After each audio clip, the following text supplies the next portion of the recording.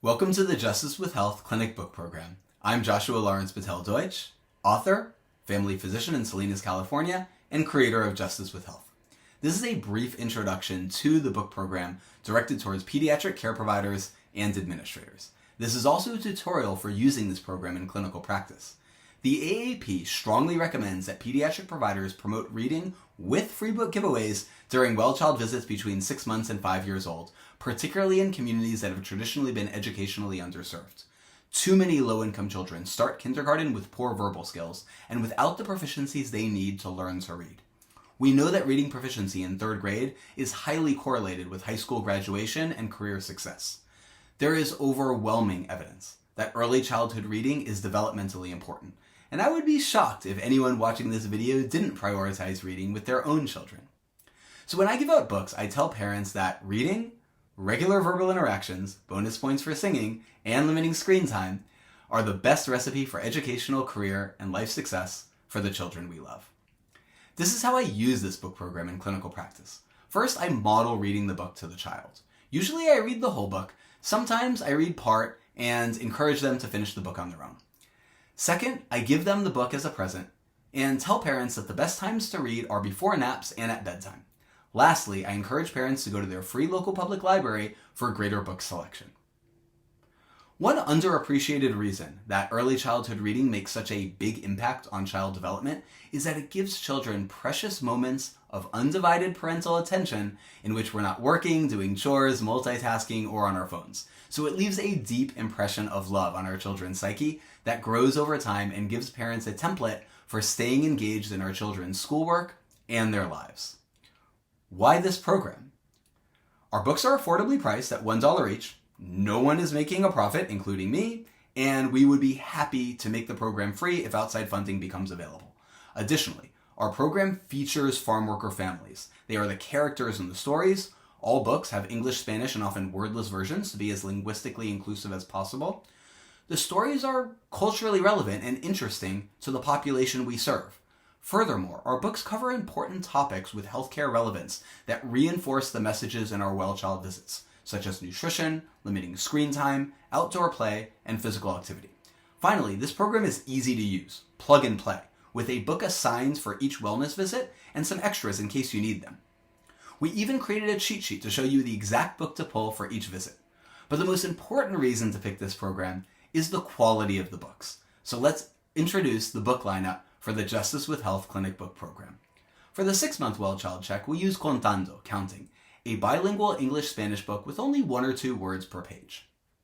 The plot is a boy and a girl living on a ranch get up in the morning, collect food, and go exploring. They wake up, check in with their pets, collect food for breakfast, ride horses to the lake, and go swimming. The numbers go from 1 to 10, and there is something to count on every page. And there's lots of animals, so kids can hear you imitate animal sounds. At the 9-month Well Child Check, we use Campo de Girasoles, Field of Sunflowers, a wordless book. The book showcases a strong father-daughter relationship through the activity of planting sunflowers and monitoring the sunflower life cycle. The first page shows the house and scenery. The father gifts his daughter the sunflower seeds. They prepare the soil together. The daughter plants the seeds. The sunflowers grow and develop, pollination, spreading of seeds by birds, the rainy season, and the birth of a wild sunflower meadow. Farming and gardening teach creativity, patience, scientific inquiry, and project management. These are skills that the majority of parents in my community in the Salinas Valley already have, and skills and knowledge that they ought to share with their children from a young age. At the 1-year Well Child Check, we use Juguemos, Play, a wordless book with the message, put down your cell phone and play with your kid. A boy comes home after school. We see a loving mother-son relationship, engagement in conversation, mom plays soccer with her son, an interruption by a cell phone call. The mother ultimately prioritizes time with her son over the phone call. Mother and son leave the park happy, with lots to tell dad over a healthy dinner. Many parents tell me appreciatively that this book helped them limit their phone use and be more present with their children. At 15 months, we give a coloring book, Animales para Colorear, Animals for Coloring. This is our simplest coloring book with 1 large animal and no background. 15 months is a good age to start scribbling with crayons. You can also treat this coloring book as a wordless book and teach kids about animals and animal sounds. I often use the book as a quick language assessment to see if they know dog, cat, and cow. At 18 months, we use almuerzo, lunch, a wordless book about a family in the rainforest preparing for the midday meal. The father goes fishing. The daughter collects water from the river. The mom cooks beans and rice. The son harvests plantains. Everyone helps prepare the meal, and the lunch is satisfying and delicious. This book showcases the diversity of human experience and inspires parents from immigrant backgrounds to share their own family stories. Intergenerational storytelling strengthens the parent-child relationship and improves self-esteem. At 2 years, we have beans and rice in English and frijoles con arroz in Spanish. These are adorable rhyming books about a mom and daughter on a ranch that eat a healthy Central American diet based on beans, rice, tortillas, and fruits and vegetables that they grow themselves. The book goes through the days of the week and shows them planning their meals. This is a great tool to teach patients the difference between real food and highly processed food. Here's some samples from the books. For food that's tasty and low priced, I cook a pot of beans and rice. With some tortillas and some spice, my Sunday meal will taste so nice. Para el postre tengo ganas de comerme unas frutas. Me encantan las manzanas y qué ricas son las uvas. Tortillas, frijoles, arroz y salsa sobre la mesa. Cocinamos tacos ricos cuando hay una gran fiesta. At 3 years old, our book is Apágalo, Turn It Off, a more complex wordless book about a family addicted to screens that decides to go screen-free. The point of the book is to address screen time as a health and child development issue. In the book, we see a family constantly staring at screens. The kids get into a fight over video games. They sneak downstairs and stay up all night playing anyway. They're tired at school, and they come home with bad grades. The parents finally step up and unplug the TV as a punishment, which seems like the obvious solution when your child is suffering negative life consequences due to excess screen time, yet my patients rarely feel that this is even an option for a variety of reasons. Then the kids cry foul because the parents are still on their computers, and I had to put this in the book because if you want to get your kids unplugged, you've got to model it yourself. And the parents step up and they agree to a screen-free household. At first, everyone is bored, but soon they engage in the diversity of fun and rewarding activities that screen time too often takes us away from. Music, art, sports, games, schoolwork, family life gets better. And in the end, they get rid of their screens and devices. What I love about using this book in clinical practice is that it raises consciousness about the harms of screen time to child development and family life, even for folks where it never occurred to them that screen time could be a bad thing. And it also shows parents the solution for when screen time becomes a problem. Unplug the device and take it away. At 4 years old, we give our alphabet books, Animal Alphabet Alliterations y El Abecedario con Animales y Alliteraciones. 4 years old is when we want our patients to develop some familiarity with letters prior to entering kindergarten. Personally, these are my favorite books. They're funny and I never get tired of reading them. From the English version, we've got Alligator Aims Apple at Airplane, Iguana Inspects Interesting Ice Island, Quail Questions Quality of Quilt, and Vulture Verifies Vacationing Vegetables in Van.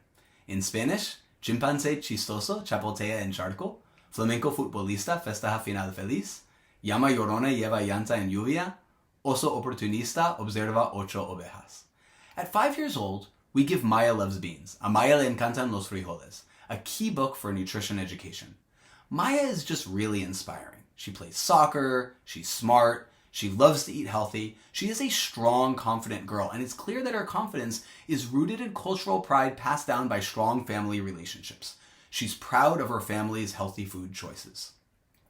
Maya promotes a healthy, culturally Central American diet based on beans, tortillas, fruits, vegetables, rice, and limited meat and dairy, consistent with the Mediterranean diet, DASH diet, and the AHA's plant-forward diet.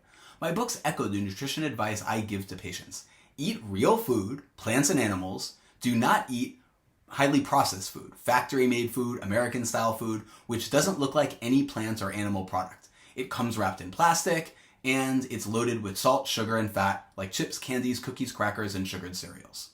Avoid fast food, burgers, hot dogs, fries, chicken nuggets, pizza. Avoid pan dulce, sweetbreads, donuts. To drink, milk and water only. No sodas, no juices, no sports or energy drinks, no sugar-sweetened beverages. From my experience, this is the easiest and most effective dietary advice for my patient population of farm worker families. Added sugar and fat are more than half of the diet for a significant percentage of my patients, and many of them don't even realize it.